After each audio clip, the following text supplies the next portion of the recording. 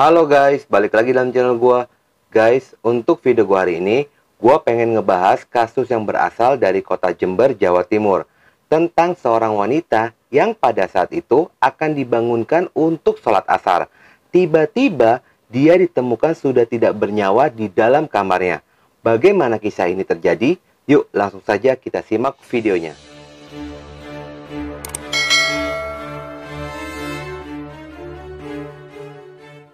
Seorang gadis muda bernama Wahyu Nurmadani atau biasa dikenal dengan Ayu merupakan seorang wanita cantik berusia 21 tahun.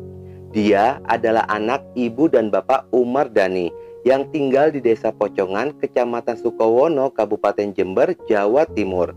Ayu sendiri dikenal sebagai sosok yang supel, mudah bergaul, dan sopan kepada siapapun. Selain itu, dia pun dikenal sebagai anak yang patuh kepada kedua orang tuanya dan rajin mengaji di lingkungan masyarakat, meskipun sering disibukkan oleh pekerjaannya.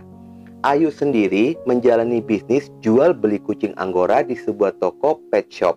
Lalu ketika dia sedang libur bekerja, dia pun sering membantu ibunya untuk mengerjakan pekerjaan rumah.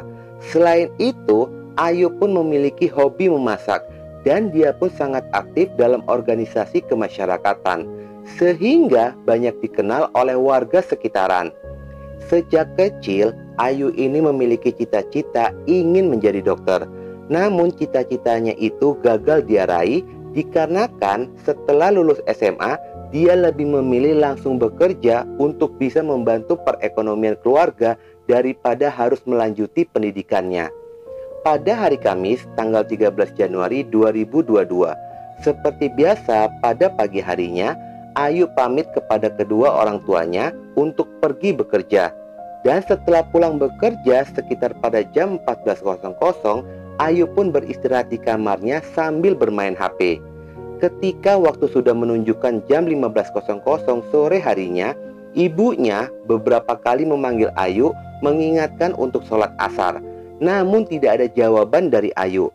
Ibunya pun mengira jika putrinya sedang tertidur. Saat ingin diperiksa ke dalam kamar, ternyata pintu kamar dalam kondisi terkunci. Ibunya pun mengetuk pintunya berulang kali agar Ayu bangun dan segera melaksanakan sholat. Akan tetapi masih saja tidak ada respon sama sekali dari Ayu. Adanya hal ini pun membuat orang tuanya merasa sangat curiga dengan perilaku anaknya. Akhirnya, sang ibu pun memeriksa melalui jendela kamar. Dari jendela tersebut, dia melihat jika Ayu sedang terbaring di atas kasur. Karena takut kondisinya sedang sakit, ibunya pun segera memanggil suaminya agar menghubungi bidan yang bernama Bidan Anis untuk memeriksa kondisi Ayu. Tidak berselang lama, Ayu pun dibawa ke ruang tengah untuk dilakukan pemeriksaan oleh bidan. Ketika diperiksa, bidan menemukan adanya biru-biru pada bagian lehernya Ayu.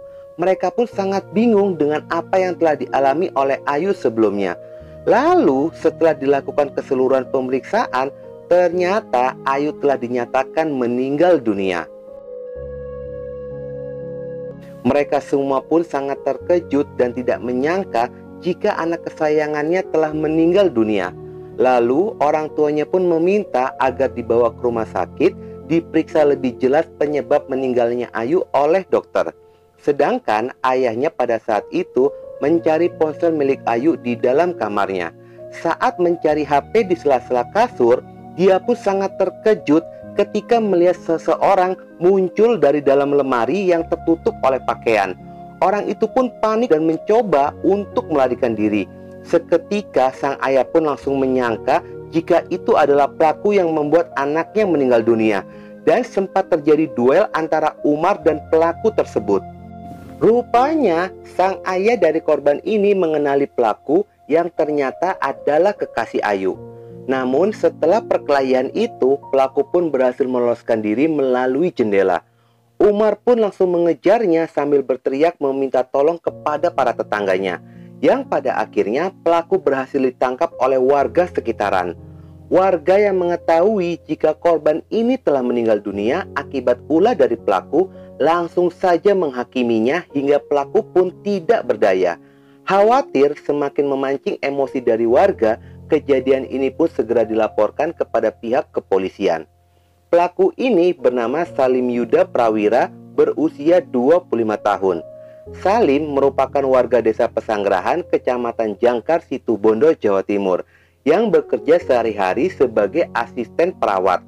Setelah diamankan, pelaku terlebih dahulu dibawa ke rumah sakit untuk diberikan perawatan. Setelah mendapati pelaku dalam kondisi stabil, polisi pun segera membawa pelaku untuk diamankan di Mapolsek Sukowono pada malam harinya dan langsung dimintai keterangan oleh pihak kepolisian.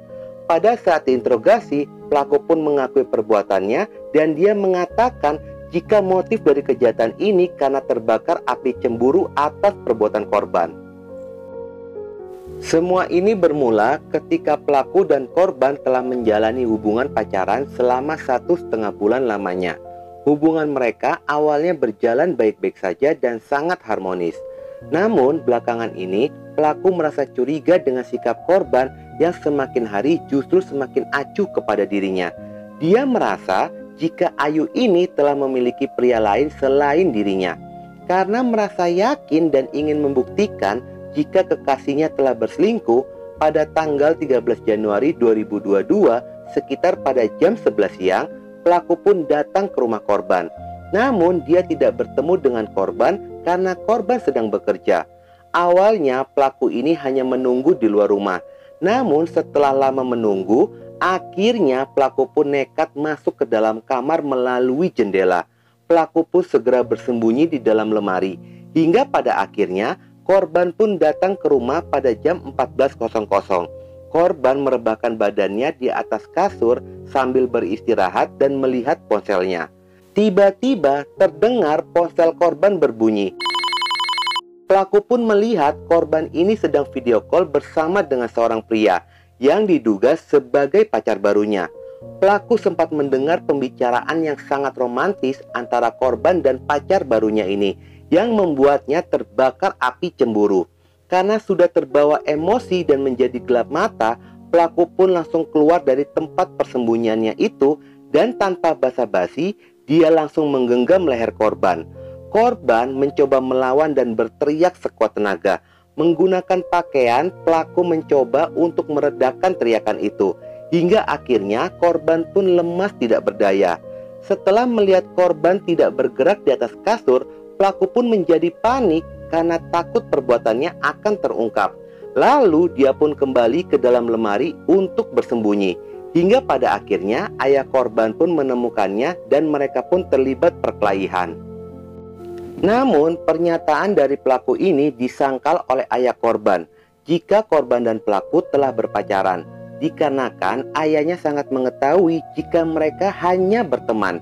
Walaupun ayahnya pernah bertemu dan menilai jika pelaku ini sosok yang ramah dan baik, namun dia sangat menyangkal jika putrinya telah memiliki hubungan spesial dengan pelaku.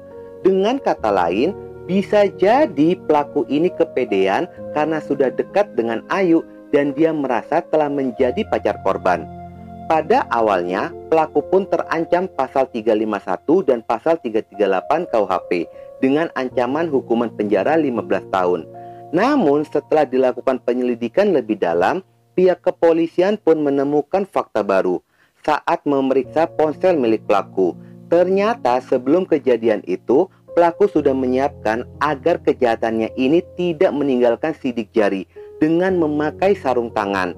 Dan pelaku pun sempat merekam tindakan kejahatannya itu melalui ponselnya.